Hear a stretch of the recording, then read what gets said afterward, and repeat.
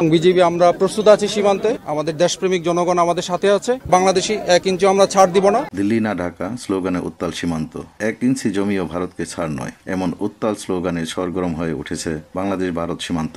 সীমান্তবর্তী এলাকায় স্থানীয় বাসিন্দারা জমি নিয়ে উদ্ভূত পরিস্থিতির প্রতিবাদে এই স্লোগান তুলেছেন। চৌকা ও কিরণগঞ্জ সীমান্ত এলাকায় শতাধিক মানুষ জমায়েত হয়ে বিক্ষোভ করেন। তারা দাবি করেন সীমান্ত নির্ধারণ এবং জমি নিয়ে চলমান বিরোধে দেশের স্বার্থ অগ্রাধিকার দিতে হবে। প্রতিবাদকারীরা বলেন, আমাদের পূর্বপুরুষের রক্তে রঞ্জিত এই মাটি আমরা কোনোভাবেই ছাড়ব না। এটি দেশের সার্বভৌমত্বের প্রশ্ন। এই ঘটনায় সীমান্তের নিরাপত্তা ব্যবস্থা জোরদার করা হয়েছে। সীমান্তরক্ষী বাহিনী বিজিপি সতর্ক অবস্থানে রয়েছে এবং স্থানীয় প্রশাসন পরিস্থিতি শান্ত রাখতে কাজ করছে। প্রসঙ্গত, সম্প্রতি সীমান্ত সংক্রান্ত একটি ইস্যু নিয়ে উভয় দেশের মধ্যে আলোচনা চলছে।